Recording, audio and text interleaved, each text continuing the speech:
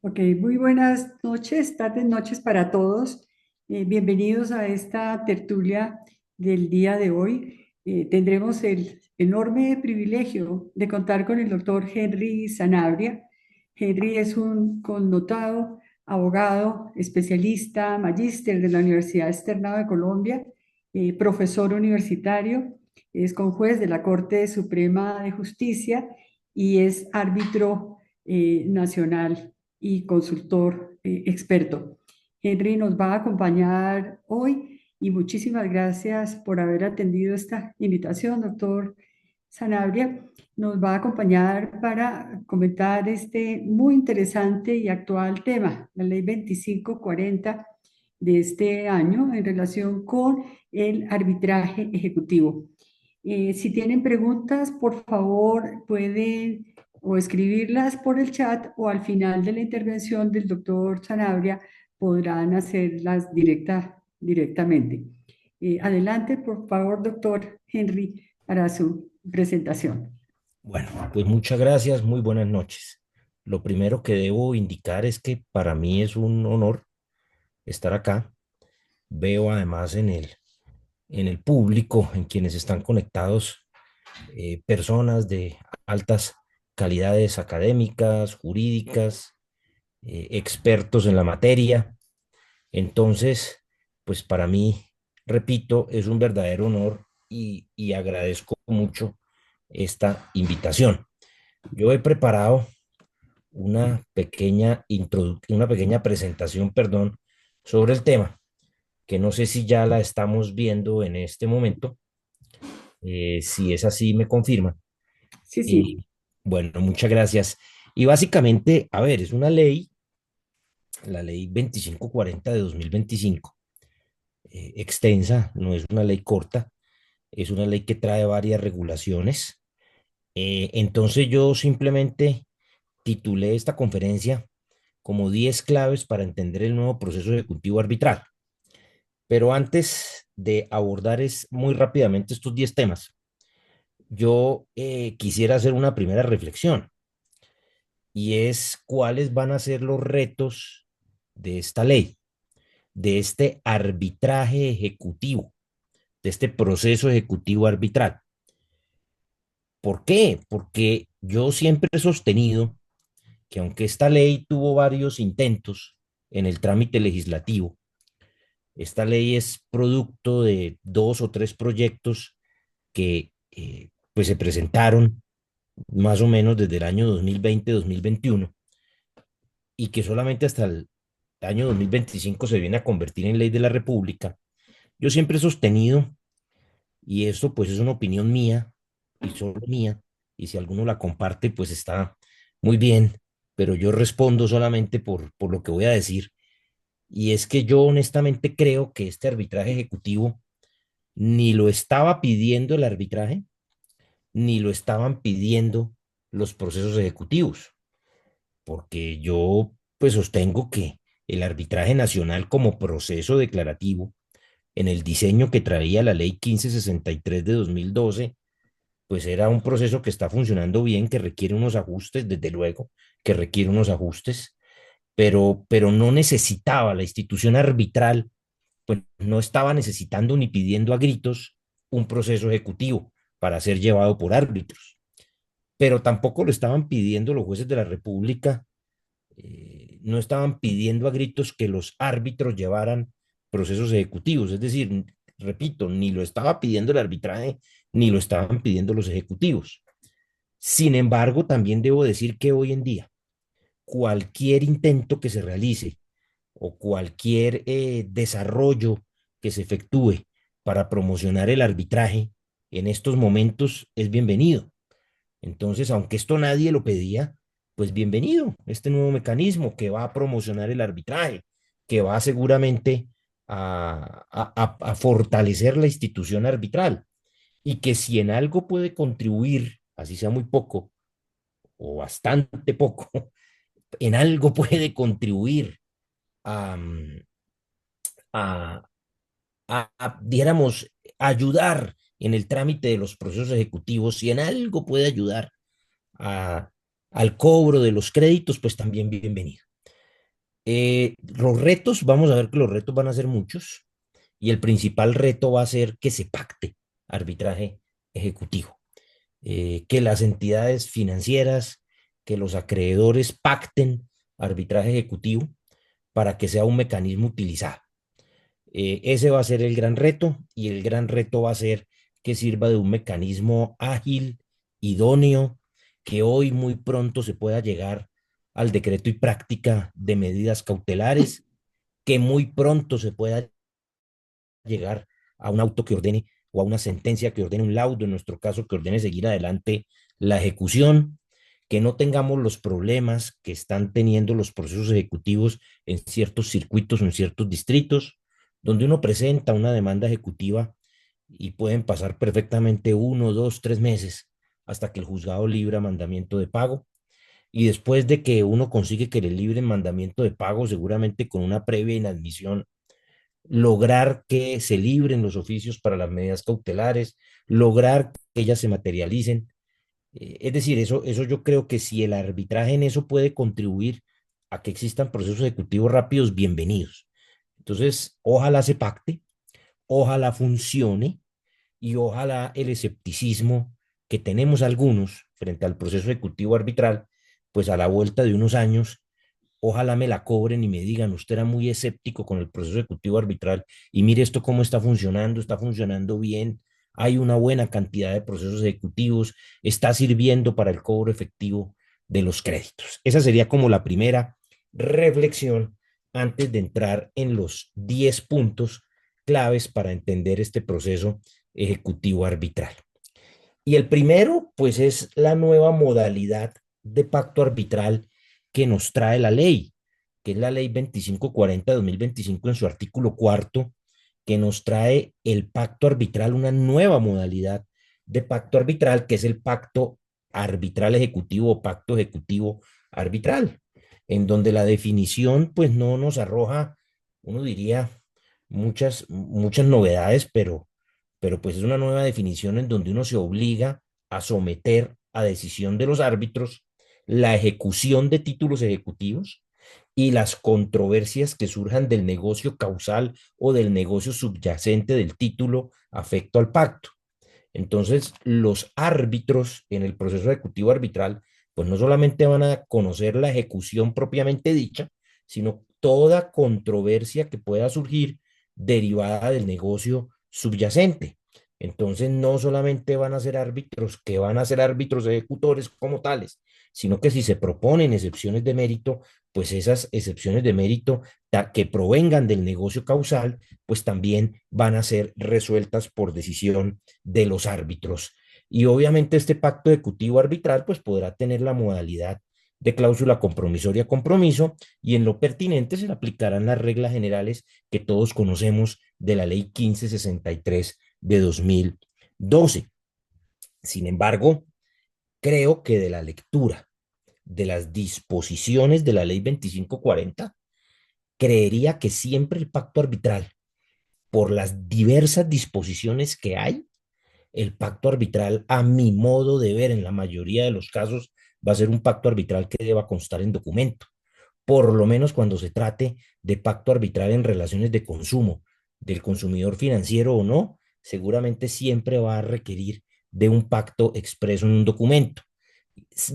Voy a ver que va a ser muy diferente, o entiendo que va a ser más bien muy difícil que aquí en esta materia se pueda aplicar el pacto arbitral ficto que trata el parágrafo del artículo tercero del estatuto arbitral, porque por las normas y de la lectura conjunta de todas las normas de la ley 2540, uno entiende que siempre ese pacto arbitral deberá ser expreso, concreto, con una serie de requisitos, entendiendo de una manera clara e inequívoca que se requiere la ejecución o que se quiere que la ejecución sea ante árbitros y eso seguramente va a ser, es producto más bien de un pacto arbitral escrito. Entonces yo lo que yo diría, o por lo menos vertido en documento, entonces voy a ver un poco complicado esa figura del pacto arbitral ficto del parágrafo del artículo tercero del estatuto arbitral aplicable al pacto arbitral ejecutivo.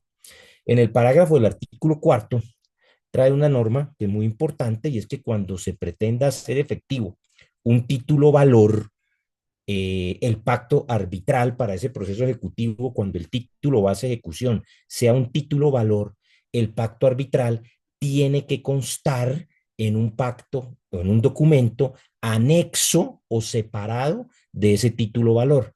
Es decir, no se quiso que en el título valor se incluyera el pacto ejecutivo. Repito, cuando el título base de ejecución sea un título valor, el pacto arbitral debe venir en un documento separado, bien sea anexo o expresamente referido al mismo. Ahora bien, cuando se trate de la obligación o cuando la obligación conste en un título ejecutivo que no sea título valor, ahí sí, en ese título ejecutivo que no sea un título valor, ahí sí podría, si ese es el título base de ejecución, ahí el pacto arbitral sí podría estar en ese documento y no requiere que sea anexo o separado, como sí se requiere cuando el título ejecutivo sea un título valor. Y la misma norma nos dice que ese pacto arbitral ejecutivo puede ser cerrado o puede ser abierto.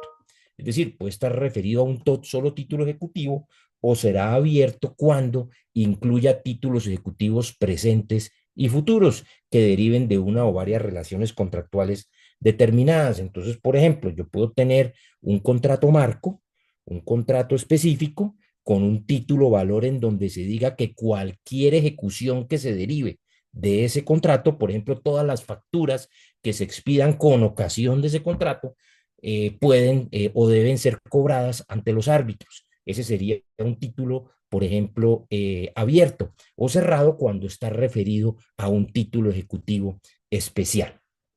Y aquí viene un primer tema de reflexión. Esta ley pues empezó a regir este año, ley 2540 de 2025, pero fíjense que antes de la ley 2540 de 2025 no existía el título ejecutivo arbitral o el pacto ejecutivo arbitral, perdón, el pacto ejecutivo arbitral. Esa es una creación de la ley 2540 de 2025.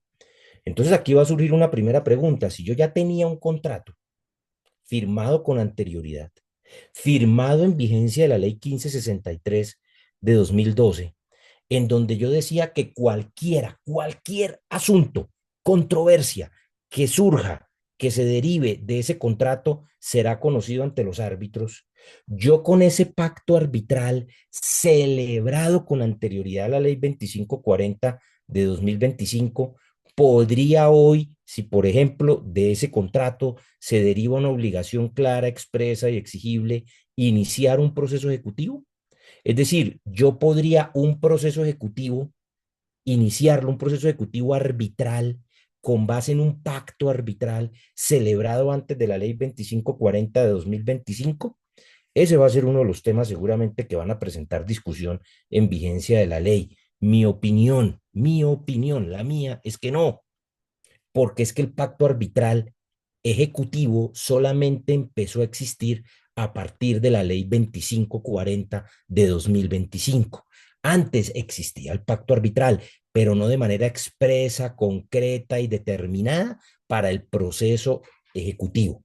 Entonces me parece que por eso yo sostengo que el primer pacto, el primer gran reto, perdón, del proceso ejecutivo arbitral es que la gente lo pacte, porque si no estaba pactado antes de entrada en vigencia de la ley, a mi modo de ver, esa norma o esa norma no puede aplicarse de manera retroactiva ni retrospectiva. A mi modo de ver, esta norma en lo que respecta al pacto arbitral, que es un negocio jurídico, solamente va a tener efectos hacia futuro. Es decir, yo no podría un pacto arbitral celebrado antes de esta ley convertirlo automáticamente por sí y ante sí en un pacto arbitral ejecutivo. Siempre va a requerir de pacto expreso a partir de la entrada en vigencia de la ley. Pero repito, ese será un tema que seguramente va a ser materia de discusión, porque no faltará, por ejemplo, el que el día de mañana o quien el día de mañana, teniendo ese contrato con pacto arbitral, quiere iniciar un proceso ejecutivo. Y la discusión es, pero ¿cómo así? Usted me está haciendo valer un pacto ejecutivo o un pacto arbitral para un proceso ejecutivo que fue pactado cuando ni siquiera existía la ley. Ese seguramente va a ser uno de los temas de discusión. Repito, mi opinión es que no. El pacto de arbitraje ejecutivo solamente empezó a existir a partir de la expedición de la ley 2540 de 2025 y por ende solamente podrán acudir al proceso ejecutivo arbitral quienes a partir de la entrada en vigencia de la norma pacten arbitraje ejecutivo. Muy bien. El segundo tema que quiero que lo planteemos es que la norma, a ver, uno de los principales retos que tenía el legislador para el proceso arbitral ejecutivo, el arbitraje ejecutivo, era la protección al consumidor. Es decir, que el deudor no terminara en un ejecutivo ante árbitros por cláusulas de arbitraje que le fueran impuestas, por cláusulas de arbitraje que vinieran en contratos pro forma o cláusulas de arbitraje en relaciones de consumo, porque se podría pensar que eventualmente esa fuera una cláusula abusiva o que diera lugar a una conducta o una actividad abusiva por parte del acreedor o en esas relaciones de consumo por la parte fuerte. Entonces los artículos quinto y sexto se encargaron de señalar que en relaciones de consumo el pacto arbitral ejecutivo debe tener una información mínima o una información suficiente. Y miren que la norma dice que al consumidor se le debe suministrar información clara, veraz, suficiente, oportuna, verificable, comprensible, precisa e idónea sobre los efectos y alcances del pacto arbitral y el proceso arbitral ejecutivo. Es decir, el deudor o el consumidor debe saber que debe contar o que más bien está pactando un arbitraje ejecutivo y las consecuencias de pactar arbitraje para los procesos ejecutivos, saber cuáles son sus derechos, obligaciones, los costos relacionados con el proceso arbitral, conocer cuáles son las diferencias entre acudir a la justicia ordinaria o acudir ante la justicia arbitral para el cobro de un proceso ejecutivo, conocer de la posibilidad del derecho de retracto y además esa información debe quedar registrada en lenguaje claro y de manera explícita en medios físicos o magnéticos que puedan ser verificados.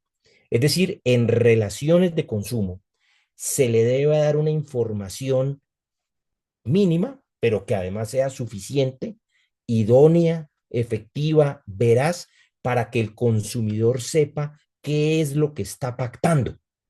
Fíjense que este no es un requisito que existe para el pacto arbitral en el estatuto arbitral, es decir, para el proceso declarativo arbitral.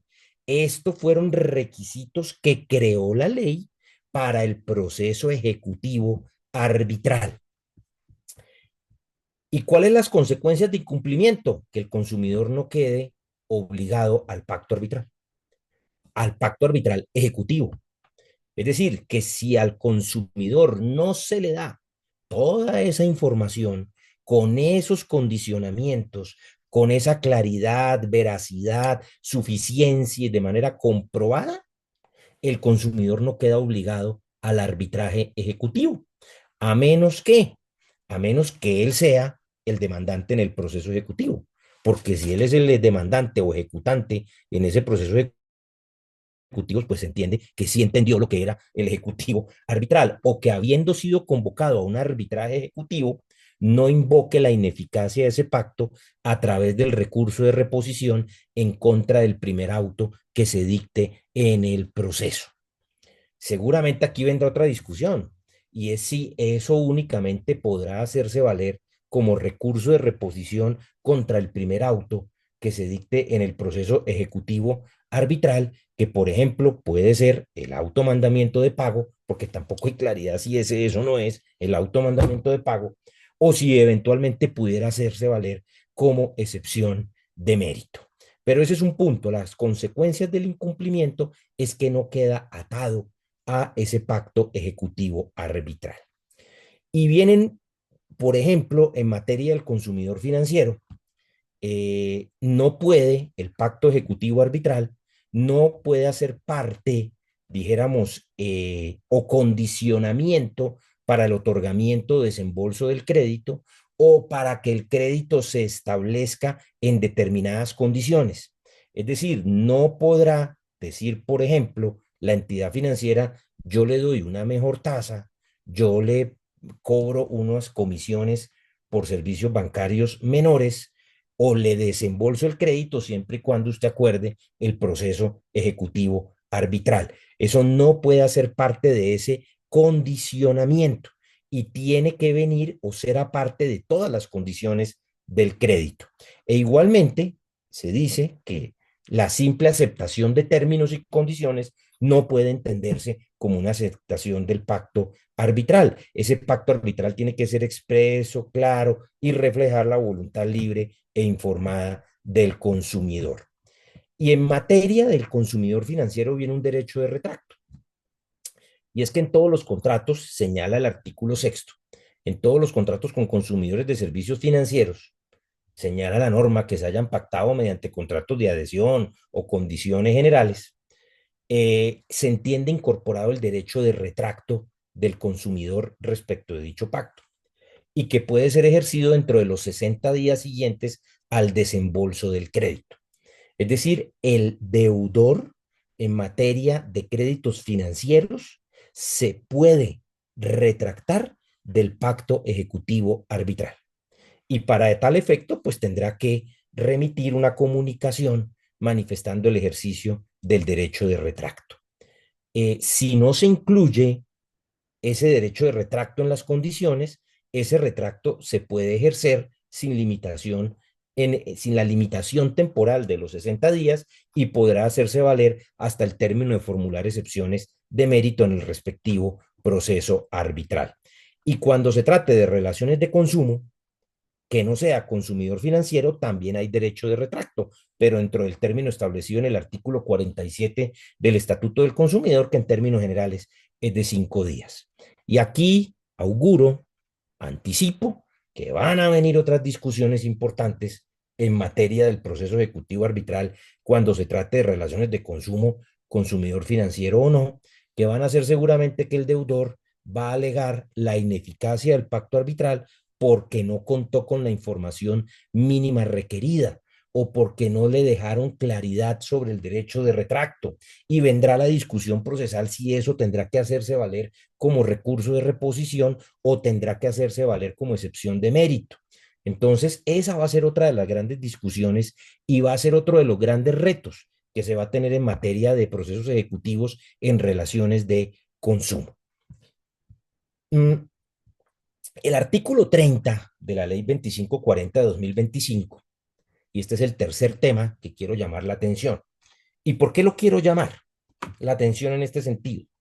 Porque aquí todos sabemos que ya hubo en su momento, en la ley 546 del 99, un primer intento por establecer el proceso ejecutivo.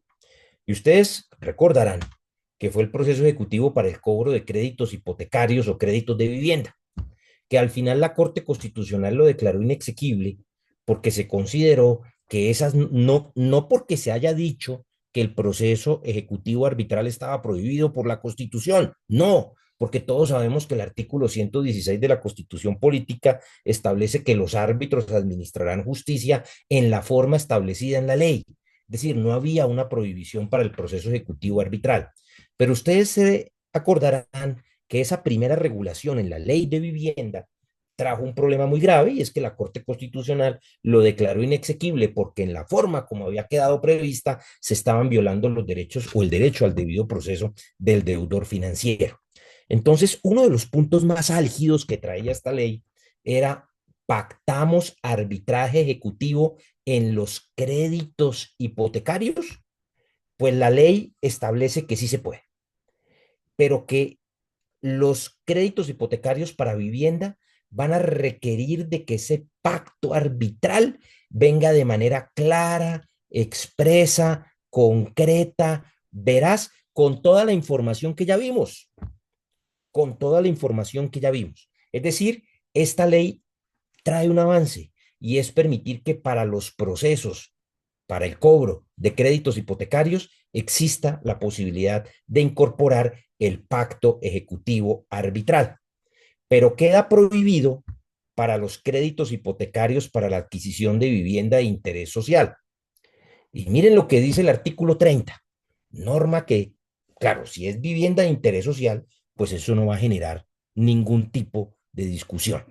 Pero miren la prohibición que trae la norma, que tampoco se podrá pactar arbitraje para créditos hipotecarios para adquisición de vivienda donde habiten menores de edad. Eso pues obviamente ni siquiera allí podrá ser materia de un ejecutivo arbitral, ni siquiera mediante el consentimiento informado, dispone el artículo 30 de la ley 2540 de 2025. Eso obviamente va a generar muchas discusiones interpretativas. Y es que cuando el menor de edad o cuando se adquirió el crédito, efectivamente la persona era menor de edad, pero cuando se va a hacer efectivo, ya no es menor de edad. Es decir, eso va a generar una serie de discusiones en donde seguramente pues se va a buscar restarle eficacia a ese pacto ejecutivo arbitral para el proceso hipotecario cuando así se haya pactado. Pero dijéramos, la ley trae el avance, o sea, trae el avance que por lo menos lo permite para el cobro de créditos hipotecarios y establece pues la obligación del notario de al momento de suscribirse la escritura de constitución de la hipoteca, dejar clara, expresa constancia de que el deudor hipotecario conoce sobre los alcances de ese pacto ejecutivo arbitral, que sabe lo que está pactando, que tiene un consentimiento informado y no hacerlo. No dijo la ley que fuera causal de invalidez del pacto como tal, pero sí, pues seguramente podrá ser ineficacia del pacto, ya lo sabemos, pero además no hacerlo para el notario va a generar una sanción disciplinaria porque incurrirá en causal de mala conducta.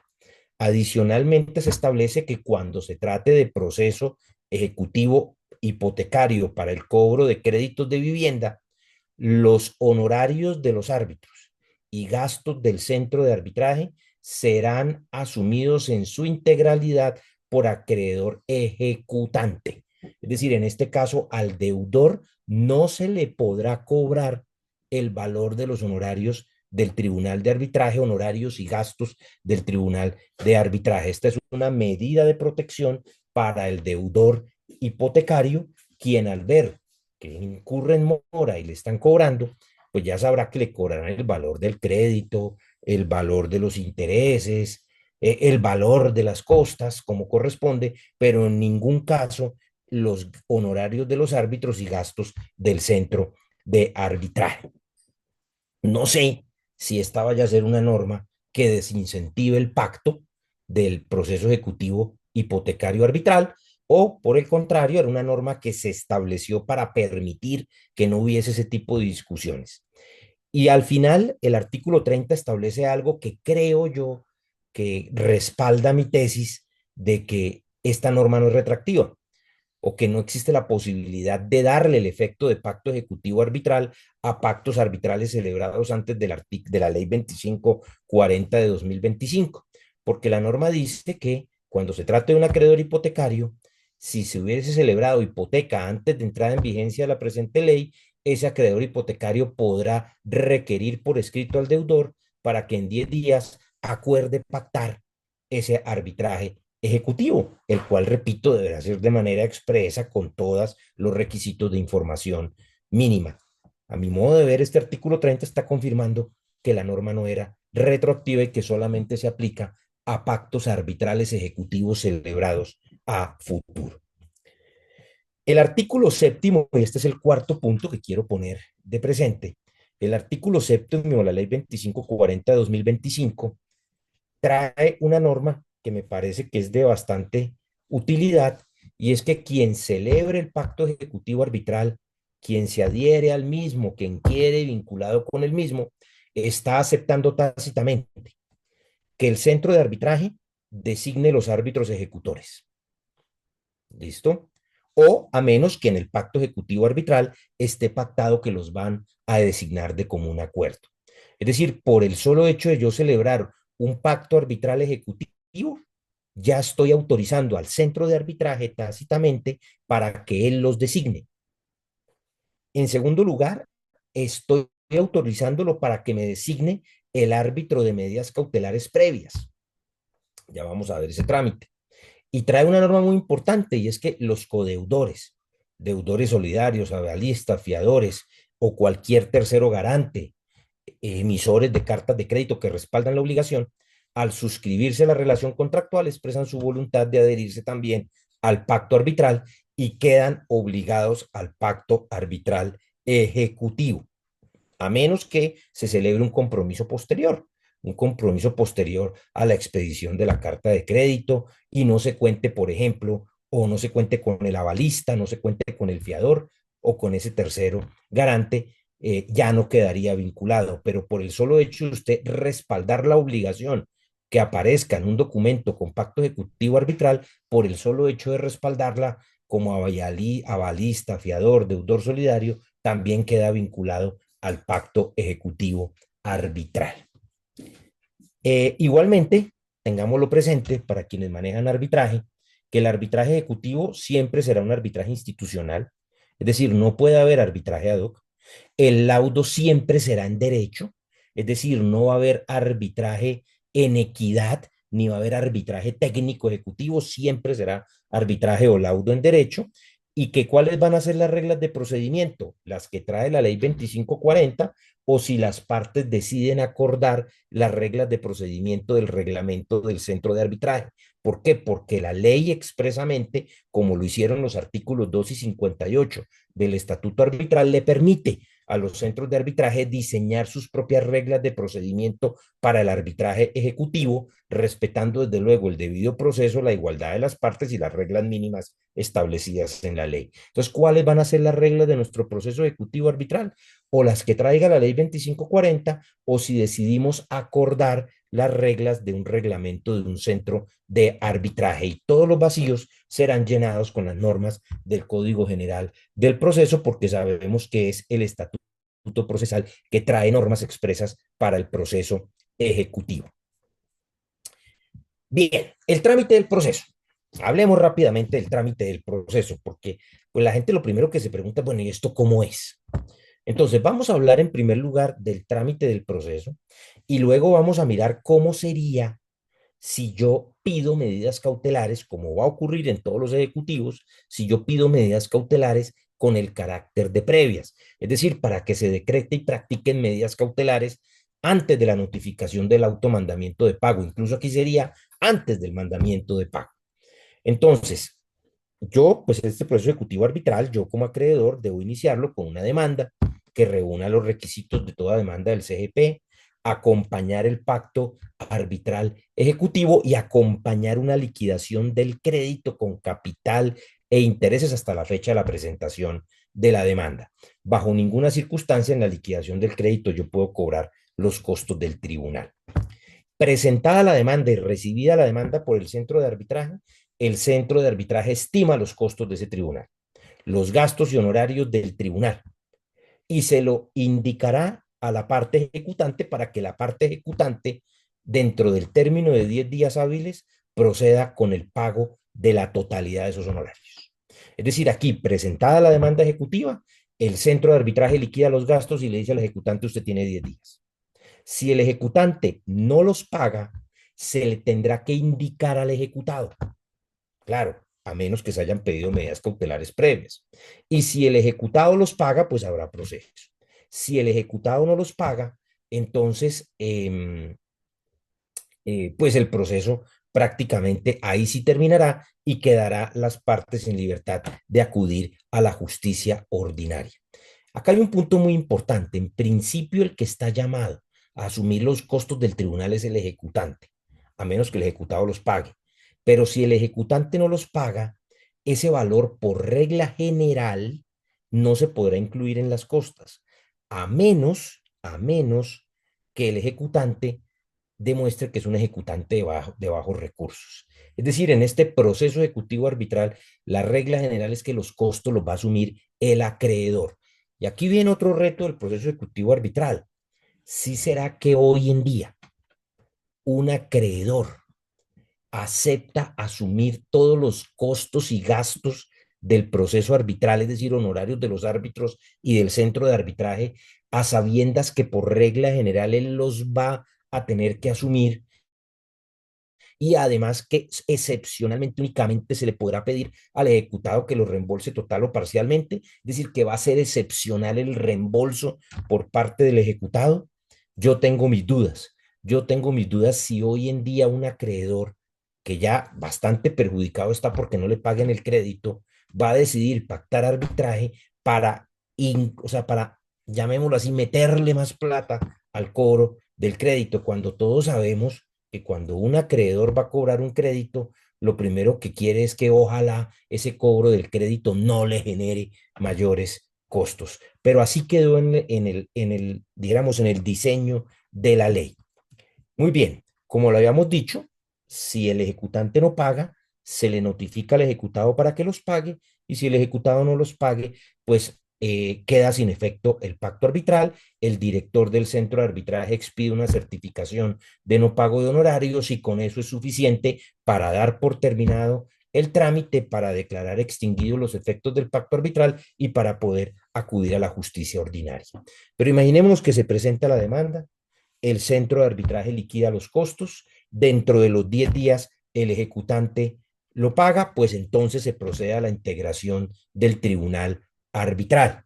Y obviamente ya como vimos, los árbitros podrán ser nombrados de común acuerdo por las partes o delegar su designación al centro de arbitraje.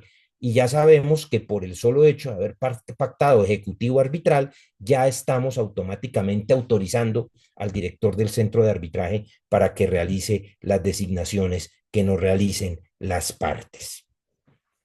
Entonces, imaginémonos que presentamos la demanda, pagamos honorarios, el ejecutante pagó honorarios, se conforma el tribunal arbitral, viene ahora entonces la instalación del tribunal. Esa audiencia de instalación del tribunal se debe hacer con citación de todas las partes. Desde luego, ya vamos a ver que para ese momento ya deben estar decretadas y practicadas las medidas cautelares.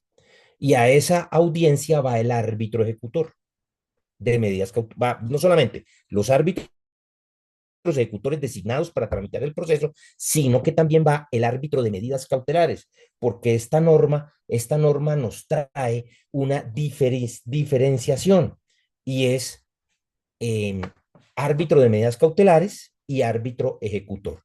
A la audiencia de instalación del tribunal van los árbitros ejecutores o el árbitro ejecutor, pero también tiene que asistir el árbitro de medidas cautelares previas si es que se han solicitado.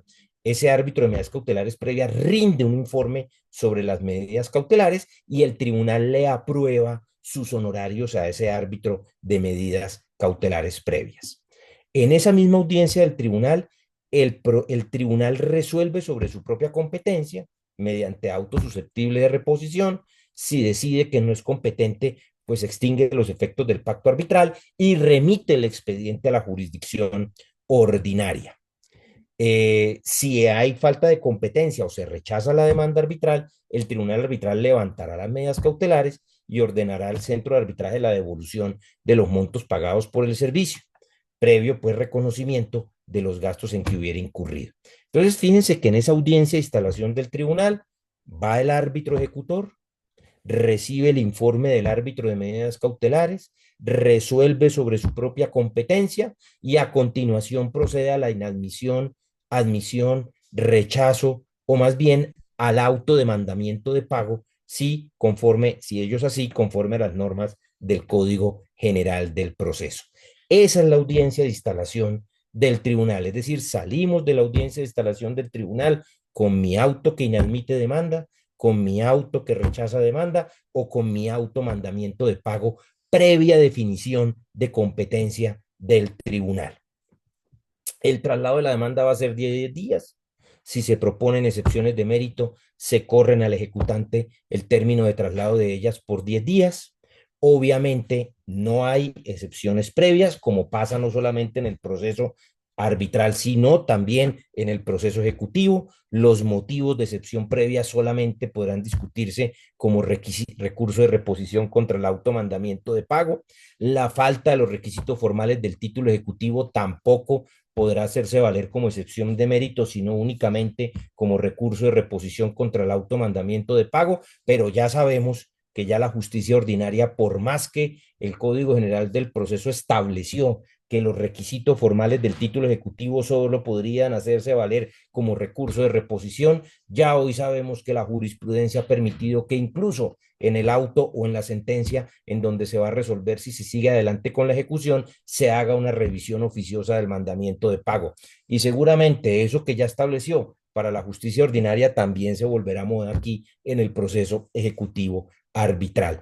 Igualmente, en el término de traslado de la demanda, no solamente tendrán que formularse las excepciones de mérito, sino también las objeciones a la liquidación del crédito. Y si no hay excepciones, pues obviamente se dictará no laudo arbitral, sino auto que ordena seguir adelante la ejecución.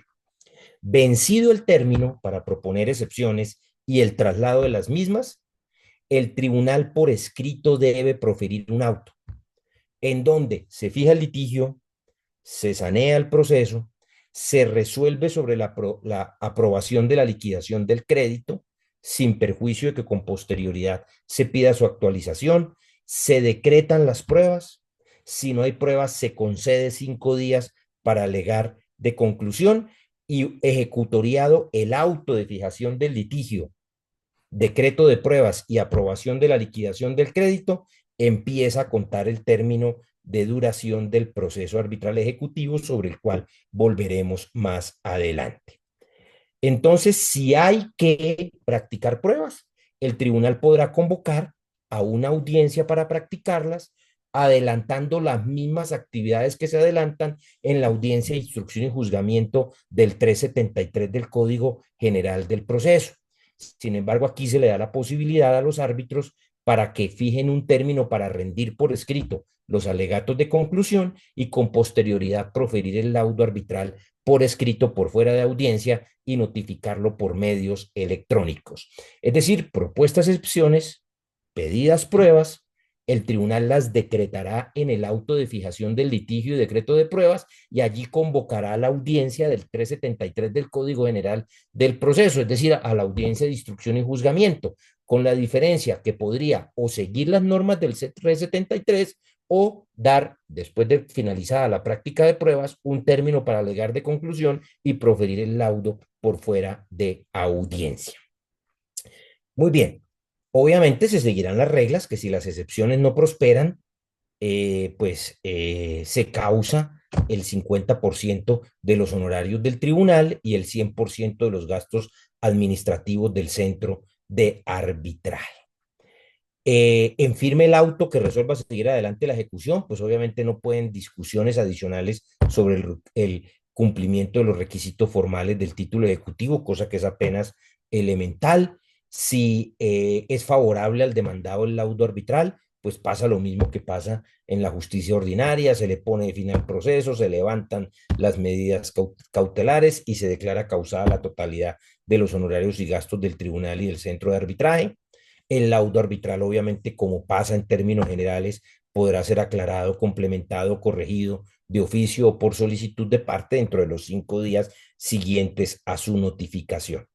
Y aquí viene un punto muy importante, doctores, y es el sexto punto que quiero poner de presente, y es el término de duración del proceso arbitral. Uno de los retos que siempre tuvo el legislador para expedir un proceso ejecutivo arbitral era el término de duración del proceso. ¿Por qué? Porque acuérdense que la justicia administrada por árbitros es una justicia temporal, no es una justicia permanente, sino una justicia temporal. ¿Y cuándo termina un proceso ejecutivo? Eso nosotros nunca lo vamos a saber, porque el proceso ejecutivo en realidad va a terminar cuando se logre el cobro de la deuda, el cobro de la obligación, el recaudo de la obligación. Entonces, el legislador aquí dijo lo siguiente: el término de duración del proceso será hasta de 12 meses. que empiezan a contarse a partir de la expedición del auto de fijación del litigio, decreto de pruebas y aprobación de la liquidación del crédito. Pero a partir de ese momento, ese es el término máximo de duración del proceso, 12 meses. Pero para proferir laudo arbitral, se tiene, o auto que ordena seguir adelante la ejecución, se tienen 4 meses a partir de la ejecutoria de ese auto. Es decir, a partir de la ejecutoria del auto de fijación del litigio, empieza a contar un término máximo de 12 meses de duración del ejecutivo arbitral.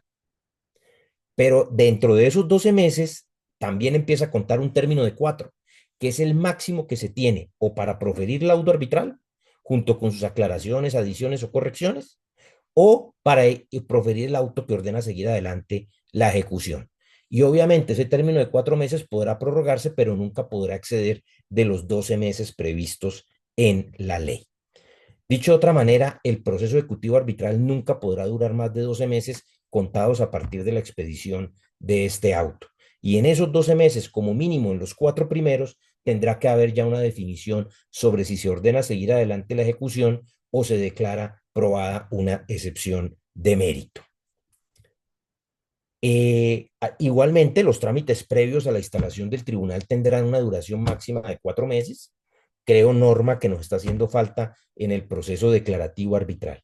Y la pregunta es, ¿qué pasa si se vencen los términos?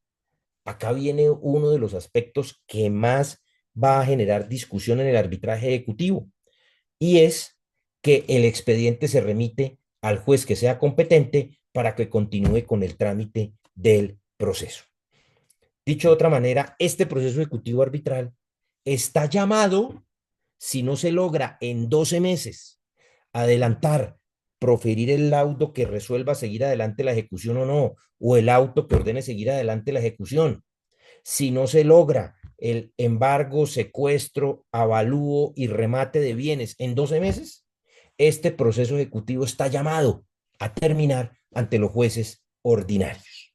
Y ese va a ser uno de los aspectos que más va a generar discusión, porque entonces van a decir que el proceso arbitral ejecutivo en realidad no va a descongestionar en nada la rama judicial, porque al final todos estos procesos ejecutivos arbitrales, si no se logra el objetivo de este proceso, que es el recaudo, la obligación y la terminación del proceso por pago o por cualquiera de los otros modos de terminación, en un término máximo de 12 meses, contados hasta a partir de la expedición del auto que ya vimos, pues estos procesos ejecutivos tendrán que ser remitidos a la justicia ordinaria.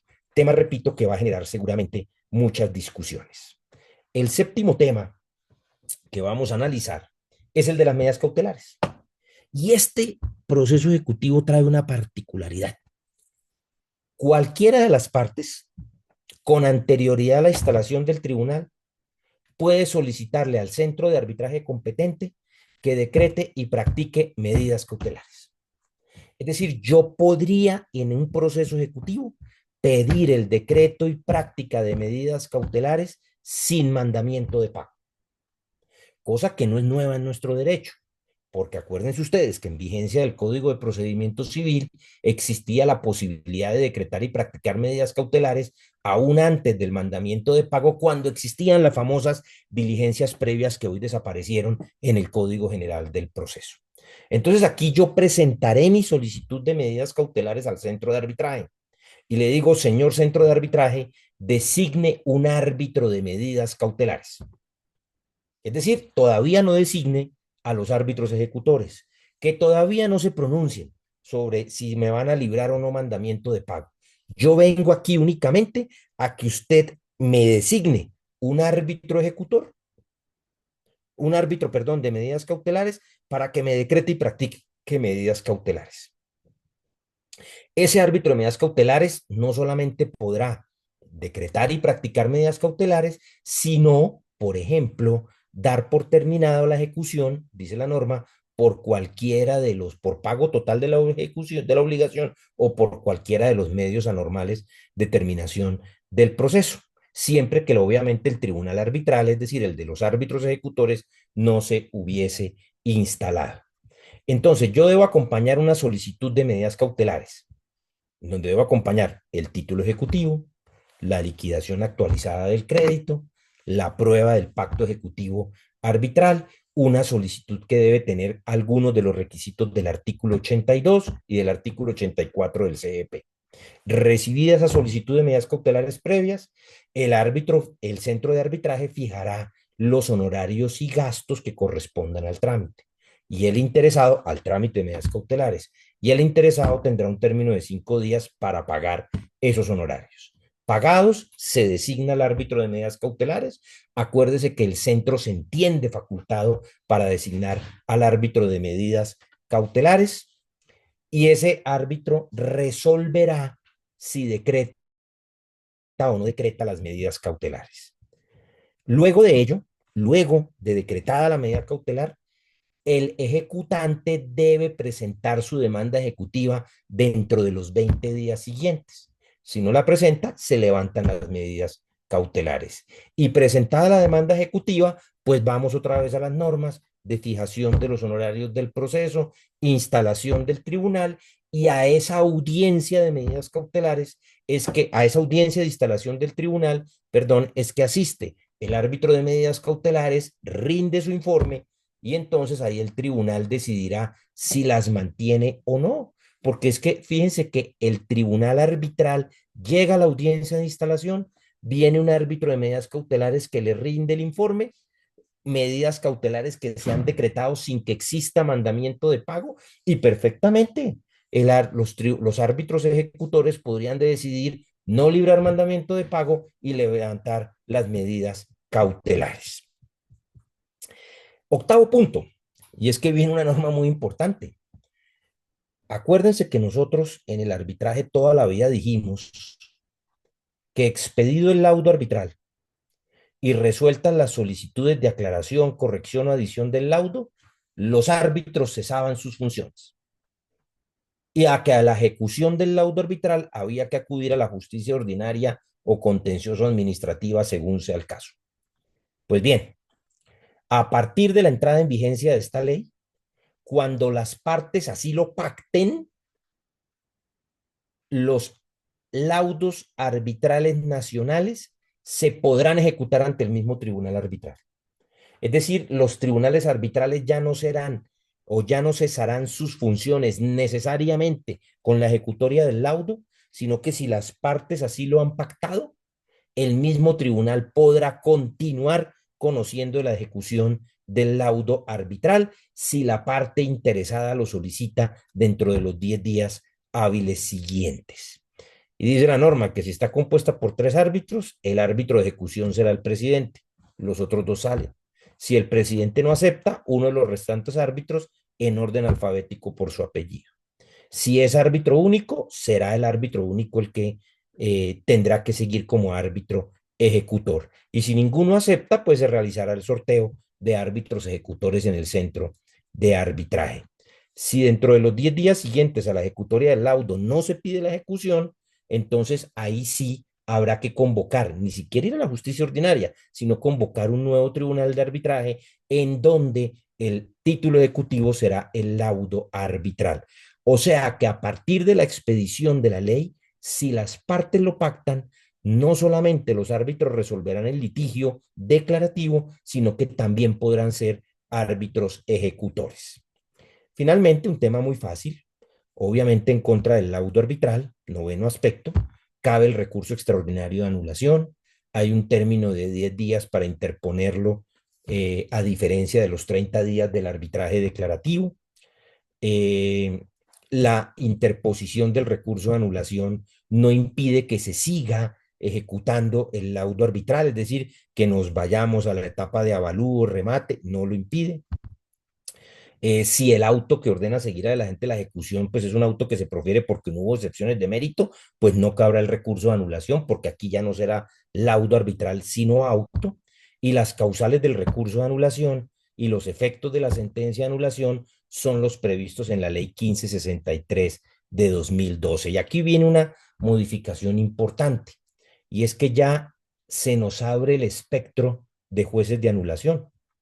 Si el arbitraje es de mayor cuantía, el recurso de anulación lo conocerá la sala civil del respectivo tribunal superior. Si es de mínima y menor cuantía la ejecución, el recurso de anulación lo conocerá el juez civil del circuito. Y cuando intervenga una entidad pública, porque el ejecutivo arbitral también sirve para entidades públicas, pues será la sección o sala tercera del respectivo tribunal administrativo.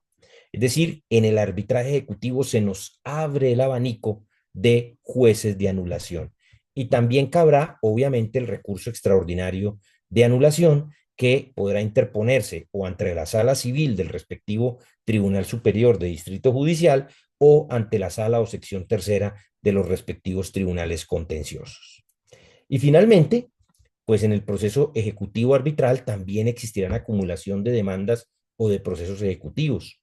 Si se acumula una demanda o se acumula un proceso, el tribunal arbitral no pierde su competencia. Obviamente, quien pida acumulación de su demanda o de su proceso ejecutivo, por ese solo hecho, adhiere al pacto arbitral, acepta la jurisdicción arbitral y queda obligado a cubrir los costos.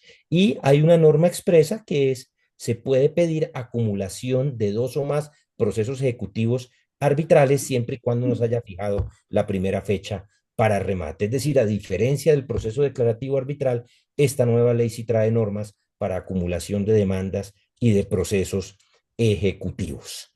Y estas eran pues las primeras reflexiones que tenía yo que hacerles. Obviamente no se trataba pues de una clase de proceso ejecutivo arbitral, era básicamente como plantearles 10 ítems como para entender más o menos cómo va a funcionar eso. Si luego de esta exposición ustedes han quedado con dudas, creo que es más que razonable que hayan quedado con dudas. Yo también las tengo. No sabemos esto cómo vaya a funcionar. No sabemos si va a funcionar. Nos hemos tratado de anticipar algunas discusiones, pero no sabemos cuáles en realidad van a ser todas las discusiones que aquí se van a presentar. Entonces, doctores, creo yo, pues que aquí vamos a tener grandes retos para este proceso ejecutivo arbitral y como el nombre de esto es tertulia, pues yo creo que ya hablé ya durante 50 minutos, entonces los escucho o si quieren miramos algunas reflexiones que hayan hecho, si hay, dijéramos, intervenciones, lo que ustedes digan. Muchísimas gracias, Henry. Muy, muy clara, muy ilustrativa, muy completa tu presentación. En el chat, a ver, hay un comentario, dice R. Yepes, creo los bancos lo incluirán, me imagino que se refiere al pacto ejecutivo arbitral, al momento de desembolsar el crédito. No sé si sea una pregunta. Yo creo que va a ser difícil porque la misma ley señala que no puede ser condición del desembolso, ¿no?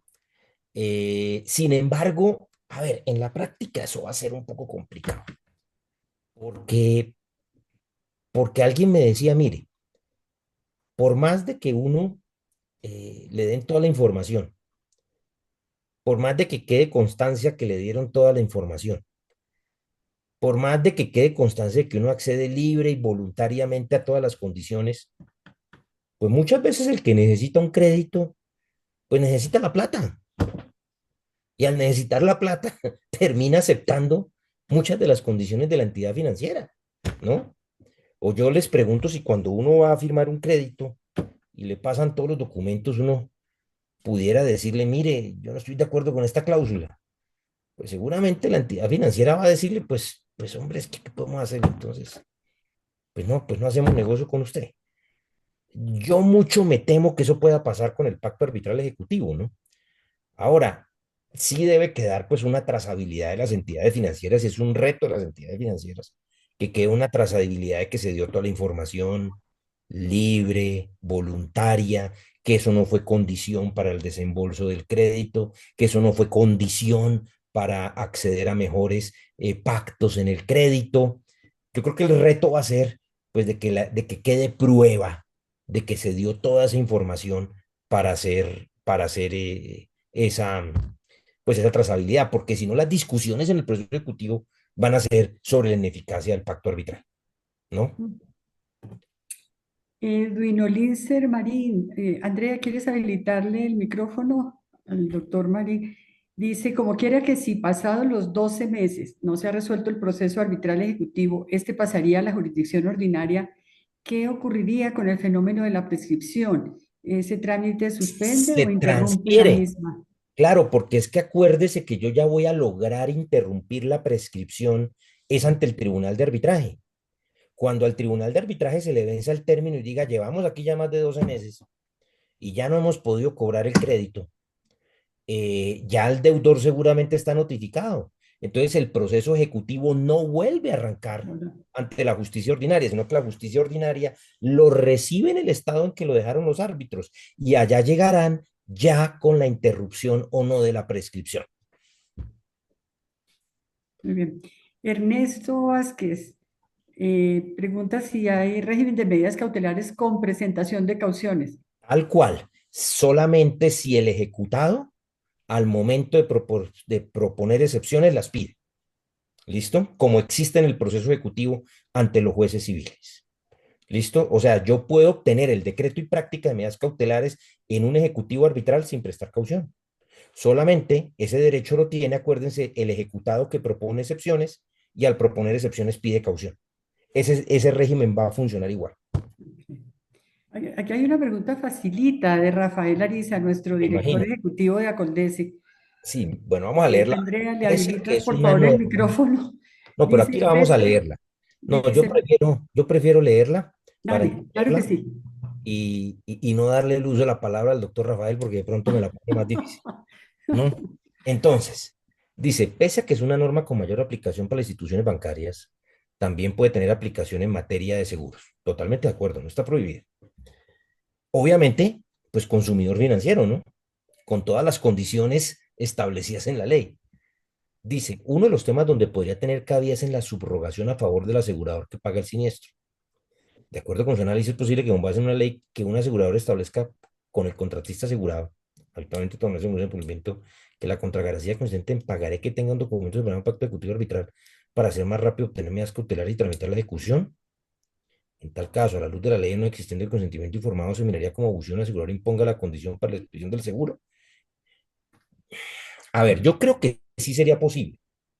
El gran reto, volvemos, es que no quede como condición para acceder al contrato, porque entonces va a entrar la discusión, a ver, si fue condición o si se consideraría abusivo como condición para el desembolso del crédito, al fin y al cabo, dijéramos, en cualquier producto de consumo financiero o de consumo, el pacto arbitral debe tener una información y una voluntad libre, llena, exenta de vicios de acogerse a la justicia arbitral. Entonces, eventualmente, si se llegara a demostrar que esa fue una condición para otorgar el seguro, pues uno sí podría decir que es abusivo, pero el punto va a ser es en la información que en las relaciones de consumo quede para el pacto ejecutivo arbitral, que se sea claro, explícito y que quede totalmente claro que en este caso pues el tomador está accediendo libre y voluntariamente al pacto arbitral, pero yo creo que perfectamente sí sería posible que así fuera. Sí, qué pena interrumpir, es que lo pregunto porque con alguna frecuencia en la práctica para uno poder acceder a un seguro de cumplimiento, si es el tomador contratista garantizado, tiene que firmar una serie de contragarantías. Si no, no le dan el seguro de cumplimiento. Y me Clarísimo. corregirán algunas personas que están aquí que conocen a profundidad el tema del seguro de cumplimiento. Entonces, la pregunta es, a la persona le dicen, yo te doy el seguro de cumplimiento, pero me tienes que firmar las contragarantías. Hoy en día es casi que una obligación firmar las contragarantías. Pero si en la contragarantía adicionalmente le dicen, es que aquí hay un documento separado, además del modelo de pagaré, donde usted tiene que aceptar que esto va a jurisdicción arbitral a través del proceso ejecutivo arbitral. La pregunta es, a pesar de que yo le explique a la persona, mire, estas son las situaciones que se pueden dar, eso podría llegar a ser considerado como una situación abusiva por parte del asegurador para otorgar el seguro de cumplimiento. Es como la pregunta, desde luego es un tema de una reflexión mucho más amplia, pero quería Claro. conocer tu opinión Pues sobre el yo punto. creería que si se cumple con la información mínima que trae la ley y hay constancia de que se dio la información mínima que establecía en la ley, pues será muy difícil después que usted vaya a ir en contra de ello. Tendría que tener una carga probatoria muy difícil para demostrar que eso fue abusivo, ¿no? Esa sería pues como mi opinión en ese punto. Pero mire, lo anticipo, lo auguro. Esas van a ser de las discusiones que se van a presentar en esta materia. La ley dice que solo como recurso de reposición, ¿no? Pero yo estoy seguro que se va a Además, formular como pero muchas excepción gracias de práctica. verdad por tu opinión. Muy bien. Y después dice, los árbitros de medidas cautelares, ¿qué facultades tendrán? ¿Hacer diligencias de secuestro? Sí. ¿Oficios a entidades, entre ellas las oficinas de registro? Sí. Porque como jueces de la República, los árbitros pueden decretar y practicar las medidas cautelares en los mismos términos señalados en la ley. De ahí el reto de los centros de arbitraje, de tener listados de árbitros de medidas cautelares y listados de árbitros ejecutores, que no van a poder ser los mismos árbitros que normalmente hacen parte de la lista de árbitros. O sí, pero con unas condiciones especiales. Y yo en esto llamo a la reflexión. No, o sea, para llevar un proceso ejecutivo, para ser juez de un proceso ejecutivo, de pronto hay que tener otro perfil, otra experiencia, otro conocimiento al del árbitro del proceso declarativo, que tiene otra formación. Y el árbitro de medidas cautelares tiene que ser un árbitro especialmente formado. Por eso el reto de los centros de arbitraje es tener sus listas de árbitros para los arbitrajes declarativos que ya la tienen, de árbitros de medidas cautelares y de árbitros ejecutores, y lograr una adecuada formación para tal efecto.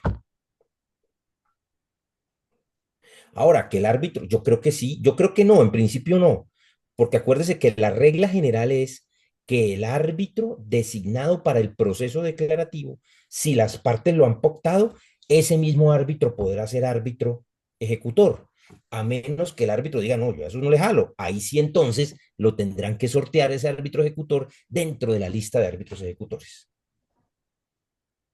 ¿Listo? Pues Pero ciertamente, doctora, Henry, Pero doctora Carmenza, no se preocupe, porque ya le vi cara de preocupación que entonces ahora, cuando seamos árbitros en procesos declarativos, proferido el laudo arbitral, ya no nos vamos a liberar del asunto, sino que quedamos como árbitro ejecutor. Yo creo que la norma perfectamente dice, pues no aceptamos seguir como árbitros ejecutores, designe un árbitro ejecutor para que sea otro el árbitro que ejecute el laudo. Porque yo repito, una es la dinámica de un proceso arbitral declarativo y otra muy diferente es la dinámica de un proceso ejecutivo arbitral, ¿no? totalmente. Ciertamente, Henry, las preocupaciones o los interrogantes son muchos en relación con el buen suceso de este trámite, ahora este proceso especial. Yo tenía dos preguntas, Henry. Te entendí que la providencia que ordenaría seguir adelante la ejecución y que en los procesos judiciales sería una sentencia, ¿cierto? Que resuelve excepciones. Acá tú mencionaste que sería un auto. Es, No, pero eso es cuando no se propongan excepciones. Ese sería un auto que o sea, si no se propone excepción de mérito, hay un auto arbitral que ordena seguir adelante la ejecución. Lo que yo dije es ok, contra ese, por ser un auto, no cabe recurso de anulación, pero el que resuelva excepciones, sea que lo ordena seguir o no, si es un laudo. claro, pero mi inquietud, no sé si sea válida, pero mi inquietud es que si es un auto, allí no haría tránsito a cosa juzgada lo que se resuelve allí, por- porque es un auto, Ah, no claro, esa es equivale a una una discusión que sentencia, no es un existe. laudo. Pero claro, pero siempre se ha dicho, el auto que ordena seguir adelante la ejecución por no proponer excepciones, ese es un auto muy parecido a una sentencia. Ustedes se acordarán que antes de la ley 794 de 2003, que fue una de las últimas grandes reformas al CPC, era una sentencia. ¿Por qué se dijo que ya no fuera sentencia sino auto? Para que no entrara al turno de sentencias de los juzgados. Entonces dijo, no, que fuera un auto sí, que siguiera adelante la ejecución sin necesidad de acudir a los turnos. Pero sí sería un auto, pero ya queda zanjada la discusión.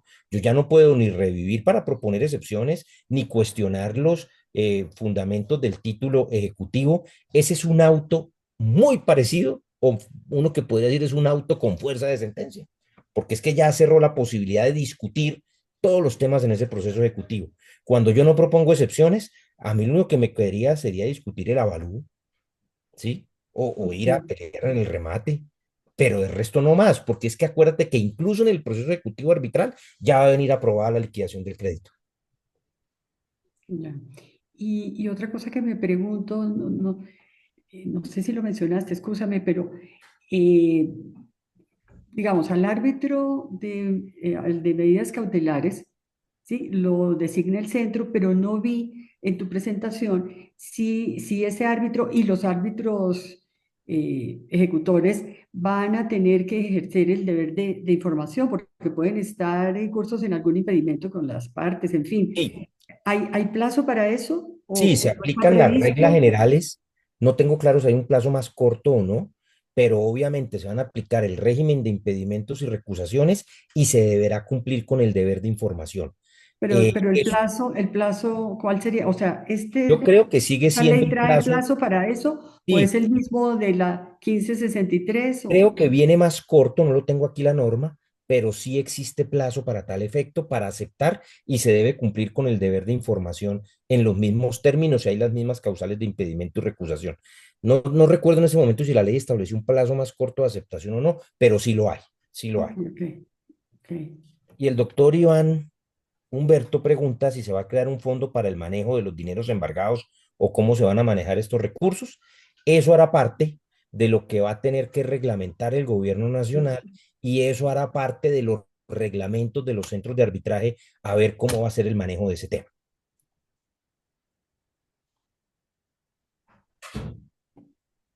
A ver, el asegurador, como sabemos, se presenta cuando no se objeto oportunamente la reclamación, ¿sí? ¿Cómo es? Espérate, lee la Otro pregunta. escenario de ejecución contra el asegurador, como sabemos, se presenta cuando no se objeto oportunamente la reclamación.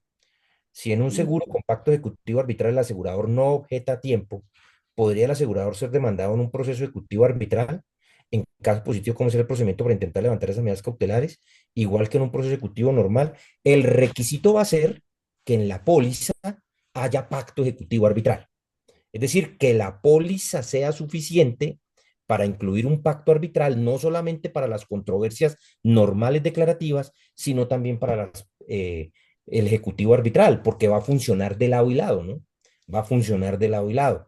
¿Y cómo se levanta? Pues lo mismo, tendrá que ir, proponer excepciones, discutir lo mismo en esa materia, ¿no?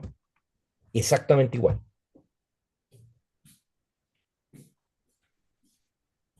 Bien. ¿Hay algún comentario adicional, alguna pregunta?